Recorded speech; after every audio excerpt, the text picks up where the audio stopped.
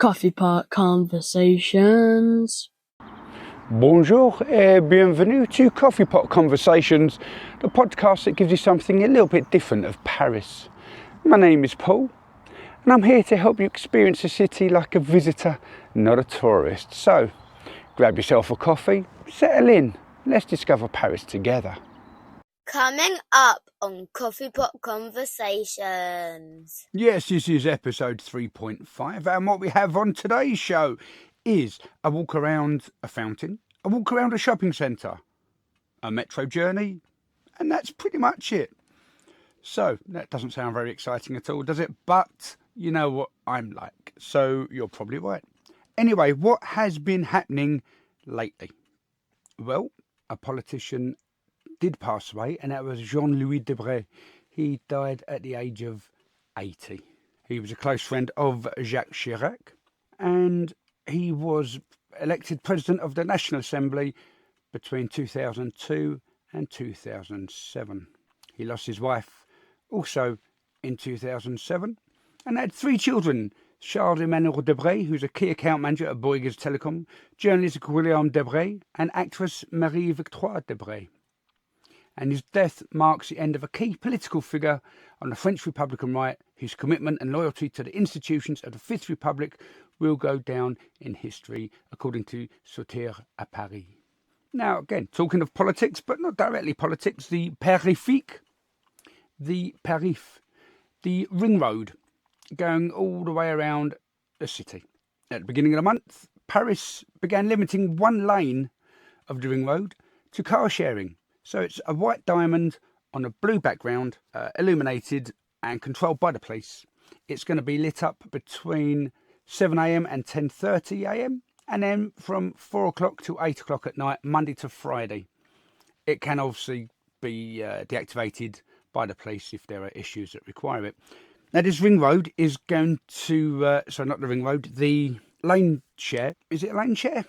No, it's a car share. The car share is going to be monitored by AI, and if you're driving without someone else in the car, apparently, it's going to flash up and ask you to change lanes.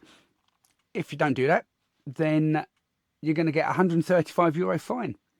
But that's only from May the 1st, and the police are going to be responsible for analysing the pictures before ordering that penalty. They reckon there's around 1.5 million daily journeys, making it the most polluted area in the capital, and there's a 7-kilometre stretch in the south of Paris which is exempt from this measure at the moment, and that's because the city needs to invest another €7 million in equipment to get it all up and running. They say the ring road is the busiest urban motorway in Europe, and it is a real health scandal. I suppose the M25 in London could be deemed as rural as opposed to urban. That could be how Paris gets that claim. The car sharing lane was used during the 2024 Olympics. The socialist-led City Hall are happy with it, but obviously there's criticism coming in from the right, so that's politics for you. And what else do we have? Let's talk about something nice. So what should we talk about? Let's talk about Paris Fashion Week. Two things then. One is Kate Moss rocking up in Stella McCartney outfit, black faux leather bomber jacket, black tight jeans, skinny jeans, tight jeans, tight skinny jeans, skinny tight jeans. I don't know. And a pair of high-heeled wedged clogs, all Stella McCartney. And whilst I admire Kate Moss, she was very reminiscent of Sandy from Grease in the final scene, except black clogs, not red clogs. Also, at the inaugural Louvre dinner gala for Paris Fashion Week, Posh Spice, Victoria Beckham was there, along with her husband David, or Bex. Yeah, that was great. So they're supporting the dinner before Paris Fashion Week, which helps raise funds for the Louvre's €800 million renovations, I suppose we can call it, because that's what it is. However, one little whoopsie was the security guard stepped on Victoria Beckham's £990 dress. I can only imagine the explanations given at Marks and Spencer when she tries to return it as unworn. And talking of not unworn, but talking of regeneration, rejuvenation, whatever the R word that I used, the other place, yep, the Pompidou It is going under renovation works, and they estimate it's going to be around 260 million euros. It's going to take about 5 years. They had a big party going on at the weekend, and it shut its doors, sort of. It's the main part of the Pompidou Centre is shut, and the temporary exhibitions are going to continue until September, and at that point, boom, no more public for 5 years during this colossal overhaul, which also includes removing asbestos. So I'm sure that should have been done long before now. Who knows? But that is about it for the news from me. So now, over to Rory. Coffee Pot Conversations. So here we are looking at the Stravinsky fountain next to the Pompidou Centre in the vibrant Beaubourg neighbourhood.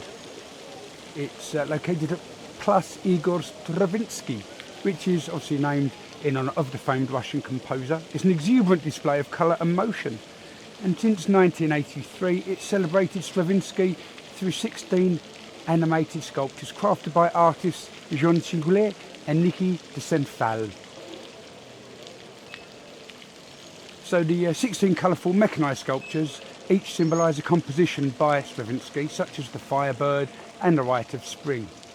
And through a masterful interplay of water, movement and colour, Tinguely's monochrome metal contraptions complement de Saint-Phal's vibrant, playful forms, creating an extraordinary visual and auditory experience. The fountain's continual water flow is entirely recycled, aligning with the artist's commitment to sustainable design. This is from the Parisian Guide.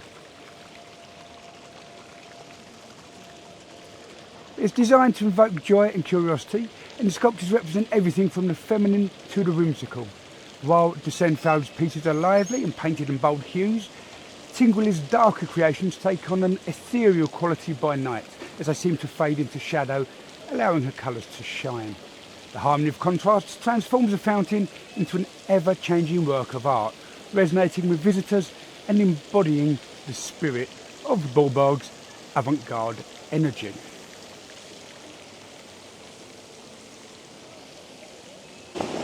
You know what's weird? I've been to Paris quite often, been to Forum Les Halles, but I don't ever remember seeing that fountain behind me.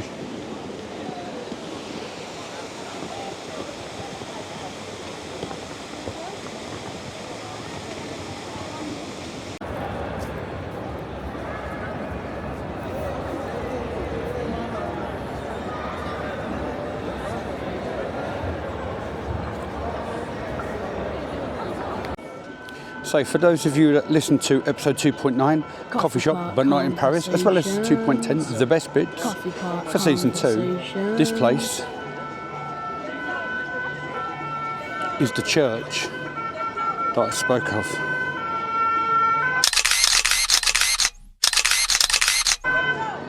Saint-Eustache, with special disco lights.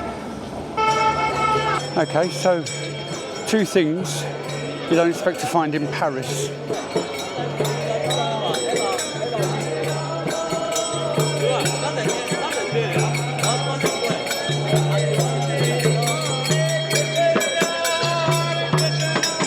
Hare Krishnas.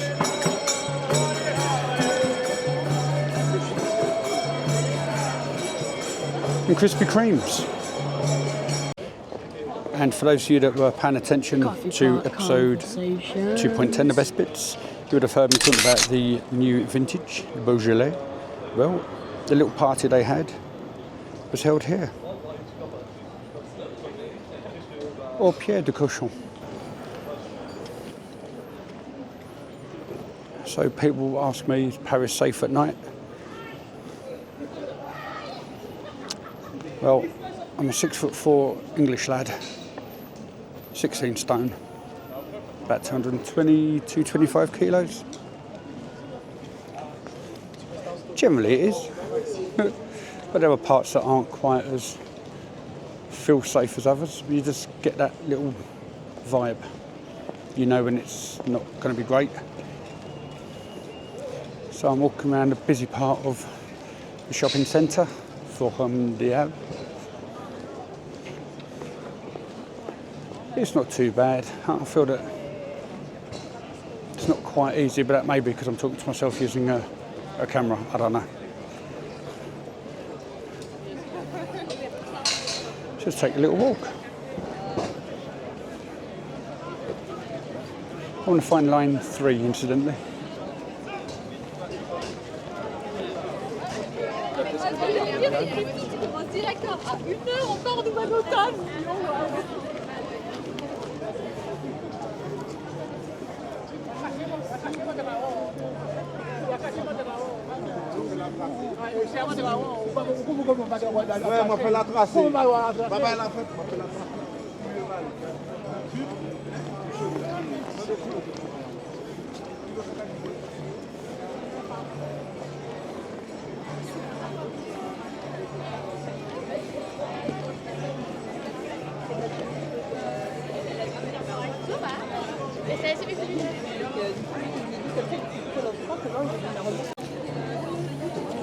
So one thing you learn in Paris, you see something, you think, oh, I'll buy that, buy it. Otherwise, you end up walking around for an hour and a half, waiting to decide whether you're going to buy it or not. So we're going to go buy it, and it is like a face priming paint something from Dior. Yeah, so there we go, Dior. Come with me. I was going to buy some Dior.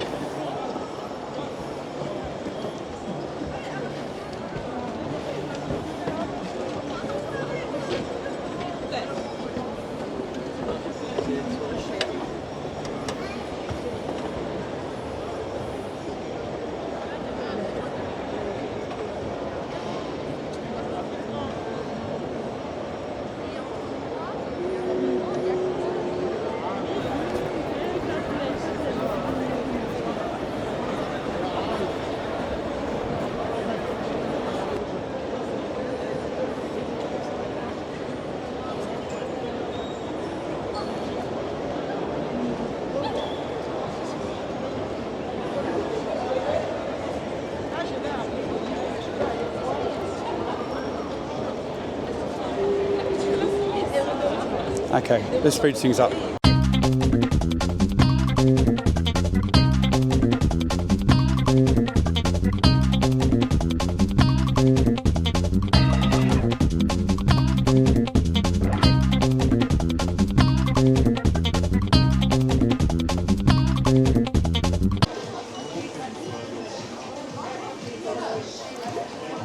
Well, we had a discussion, wanted it darker shade. She looked at a photo of Nev and she says, yeah, darker's a better option. So there we go. I didn't record that conversation because that just would have been really awkward. So now just waiting to go into the queue. We'll see how that one goes.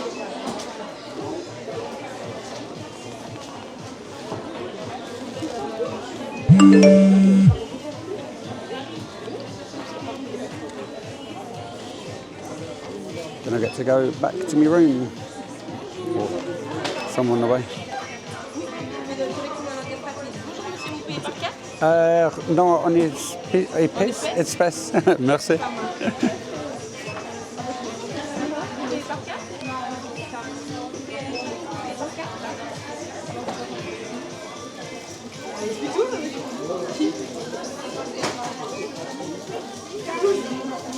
We've got a lot more card orientated, that's for sure. Ooh.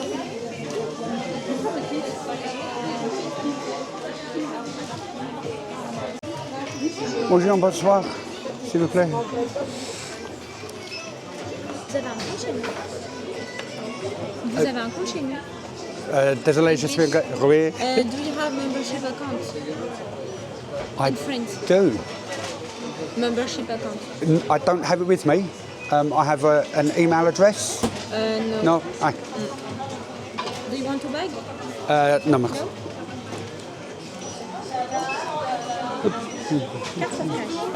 En espèces. En espèces? Ah, mais c'est bien. Oui. Pardon.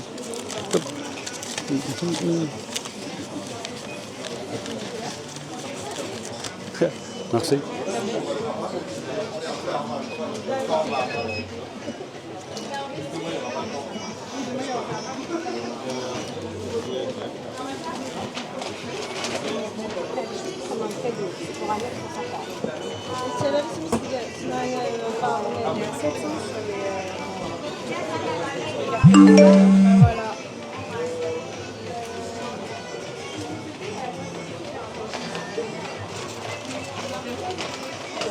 One euro et ticket.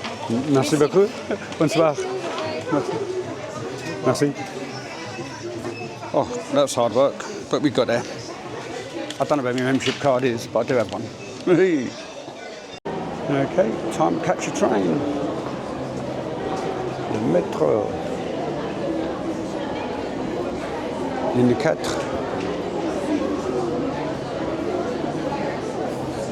De Brie. Ligne 3.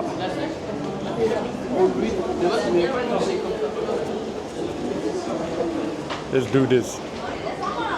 Okay, so we're just walking through Westfield, which, as we know, is a shopping centre. It's actually a global shopping brand operated by Unibail Rodamco Westfield. It's a French commercial real estate company that owns and manages retail properties across Europe and the US. It was founded in Australia in the 1950s, and then it obviously expanded internationally. In 2018, Unibail Rodamco acquired Westfield for $15 billion, creating URW. The Westfield name was adopted for major malls across Europe, including Westfield Forum des Halles in Paris. And there's two Westfields in London. One is Westfield Stratford, and the other one is what I call Posh Westfield, which is over White City in the west of London, around by Shepherd's Bush. Westfield operates several high-profile shopping centres in the Paris region, obviously des Halles, and Les Quatre Temps in La Défense, and Westfield Car Senart in Seine-Hermann, which I think I did mention either in the last episode or the one before that. The branding strategy focuses on luxury retail, entertainment, and what they class as experiential shopping, aiming to blend shopping with leisure activities like cinemas, dining, and sometimes cultural events. So what do we know about Les Halles? Well, it started off as a vast food market known as the belly of Paris. It then turned, finally, into Forum des Halles as we know it today. So let's start at a time when Les Halles wasn't about Zara, Sephora, or even a cinema. In the 12th century, this spot was already home to one of the most important markets in Europe. Now imagine the sights and sounds, traders shouting prices, horse-drawn carts, even barrels of wine, the scent of fresh bread mingling with a less romantic aroma of fishmongers at work. Remember, this is just around the corner from Rue Montguillard.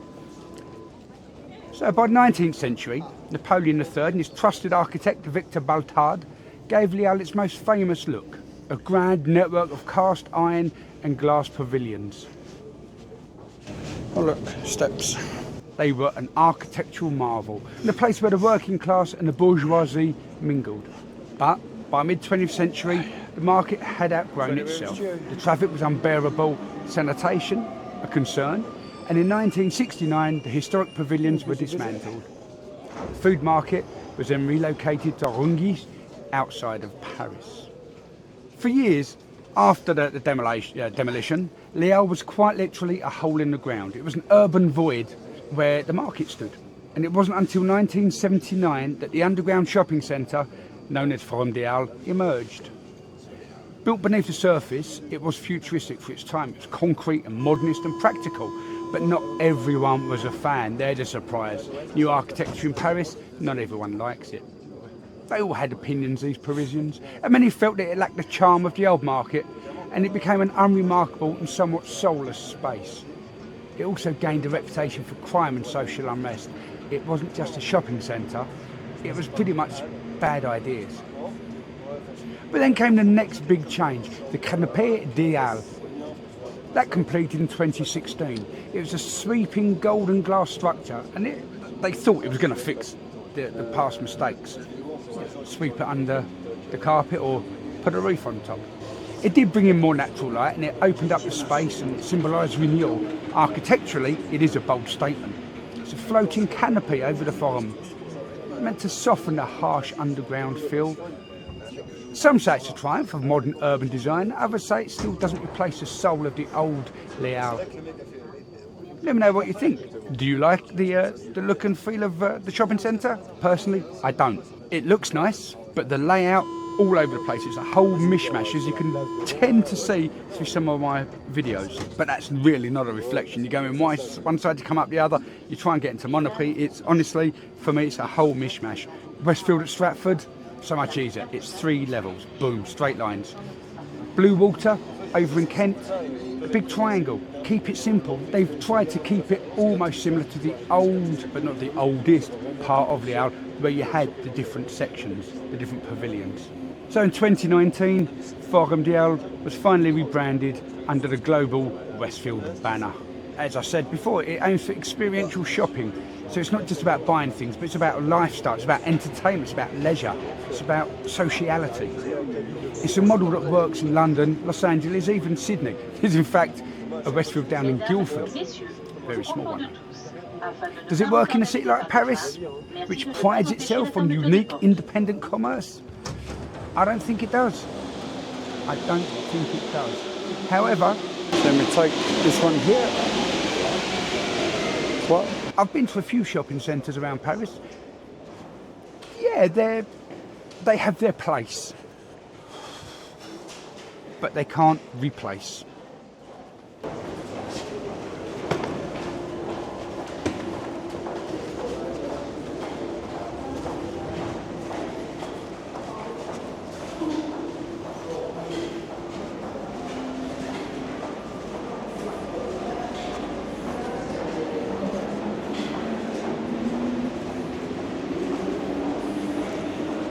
So what you need to do is just work out the final destination that you're after. And take it from there. If you don't know, then what you need to do is just need to be looking for any signs. Notice that you want to get off. In this instance, it's Père Lachaise. And then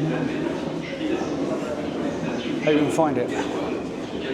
Right, there is a map. And beneath the forum lies one of the busiest underground transport systems in Europe, Châtelet-Les Halles. It's a world of its own, it really is. It's where commuters rush through the tunnels, street musicians set up, and thousands of lives intersect on a daily basis. It connects Area A, B and D with multiple metro lines.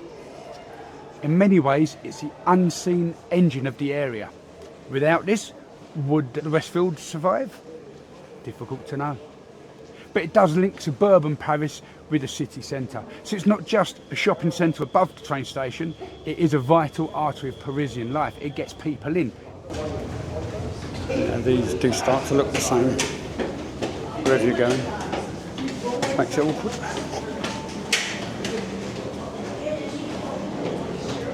Everyone has steps.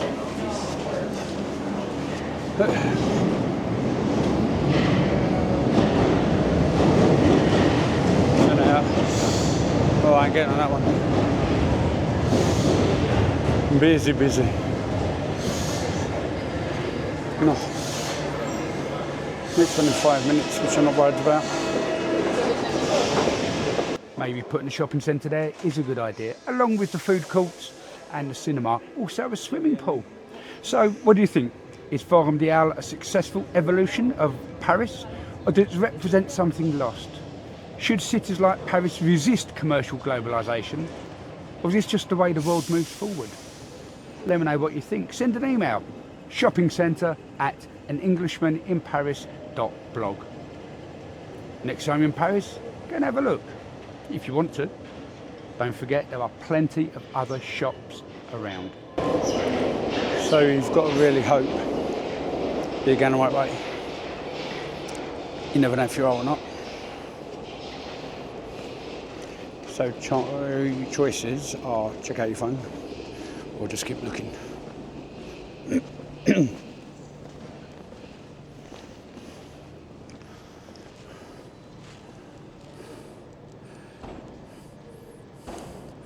So you have the option of checking a map,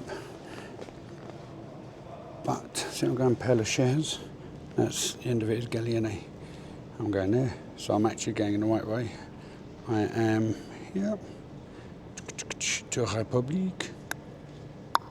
Walk along, boom. Job done. Now just wait 3 minutes for the next train.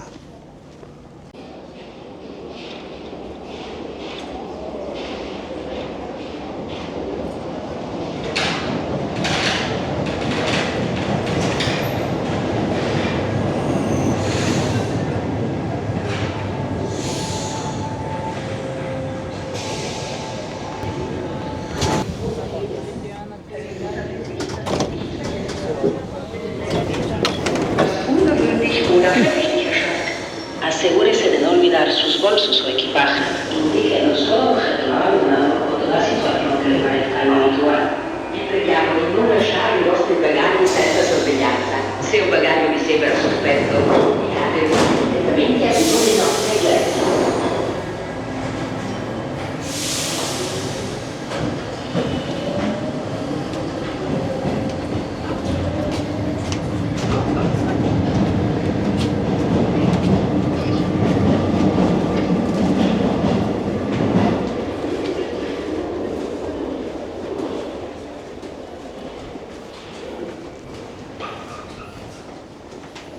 Oh look, more stairs.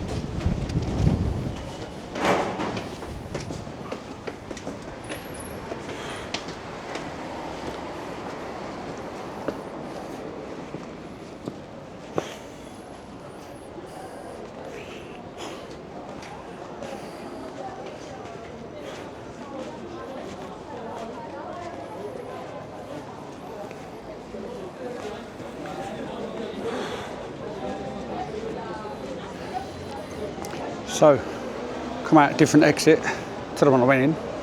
So now I need to get my bearings. And then decide what I'm going to do. I am shattered. I could really do just calling it a night, but I've got a feeling that's not going to happen. Paris time, 8 o'clock. Real world, 7 o'clock. Been awake since 1. Real time. Sort of dropping in and out of sleep. But I know my alarm at 4:15 was going to go off, so I didn't really have much choice but to get out of that. Then you saw what happened. I was left waiting outside the station. À la gare, à la métro. And yep. So, I don't know. That's quite a nice name for a kebab shop, Paris Istanbul. On the plus side, kebab tomorrow. No kebab tomorrow because I'm going home. So no dinner. Well, I'm having dinner with Nev in St Pancras. So this whole grab material for the blog, the podcast, nope, didn't happen. So much so that it's just going to have to be loads of vlogs and intersperses. Hopefully I can get 15 minutes per episode, so that's 150 minutes, about 3 hours worth of gear. All nice, all splice. And then that's why about next season. Yeah. I think it'll just be either doing what I've originally done or doing what I'm doing. So the option is get the confidence to go and sit somewhere, record, have a close mic, record whilst in the coffee shop so you can see my face, and I'll make the notes. Now whether that's going to be in Paris or à Londres, I don't know, difficult to know. Walking down the street I can do that, that's not a problem, but it's the sitting in the restaurants, in the cafes, just getting that confidence to be by myself and talk. Essentially waffle, because I wouldn't have any notes with me. Can I do that? I suspect I could. Eventually. The thing is, one was a restaurant. The second one, up at Tranquille, was a restaurant. Jardin de Roi, sorry, was a restaurant. That got awkward because this restaurant I'm meant to be eating. So I'm eating and very, very little talk's coming out. Just think about I could mask the eat, or like pop it in a corner and then splice the talk. Anyway, so that's one option.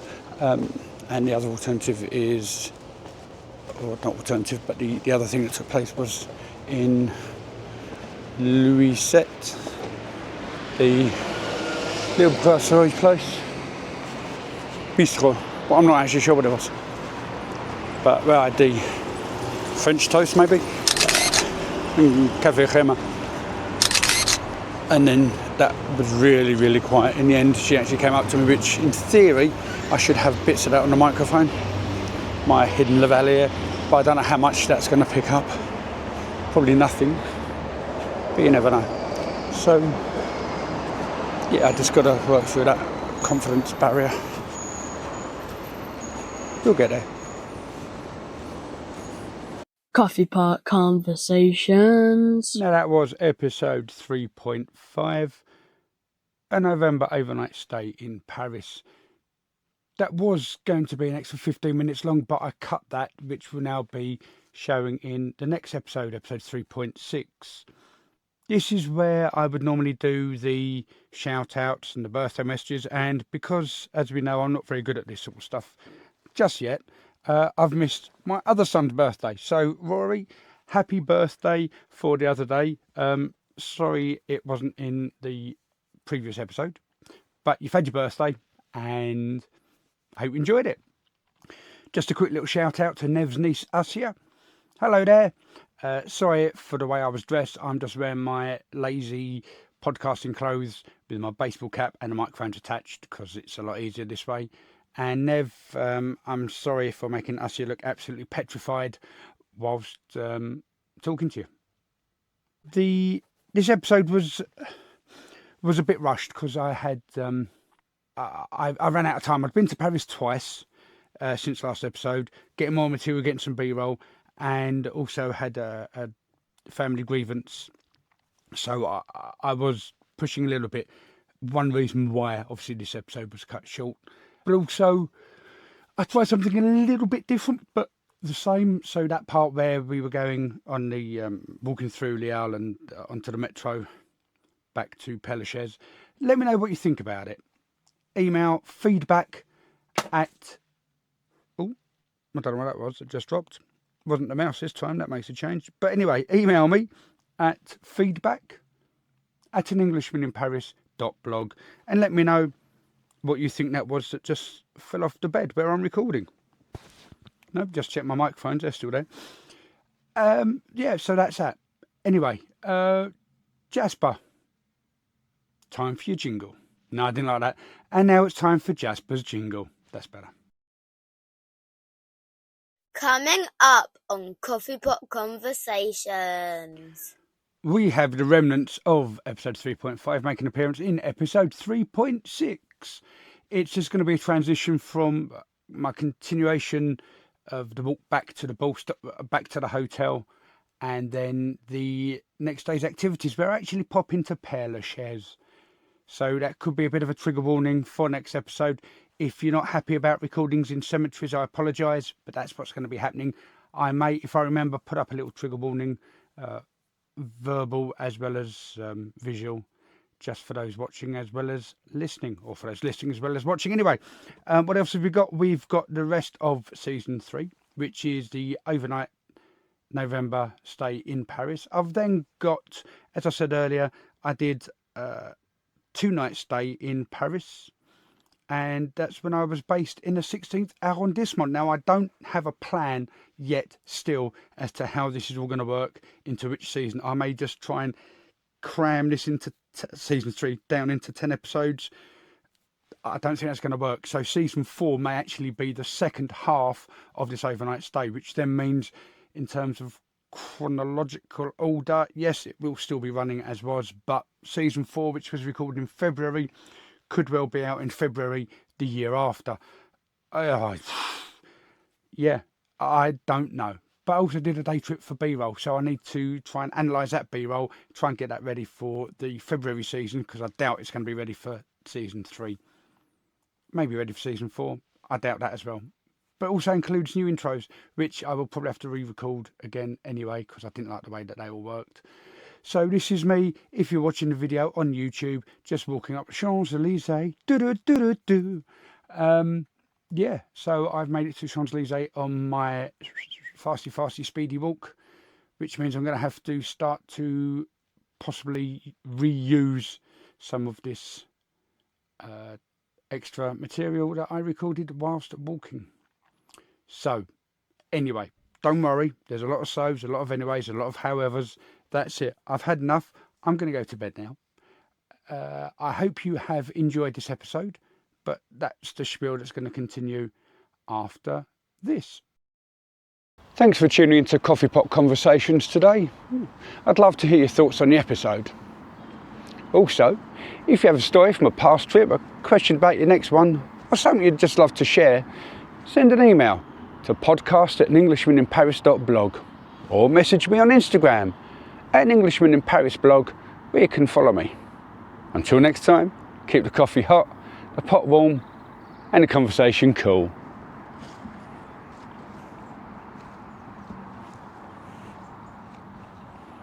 Coffee Pot Conversations.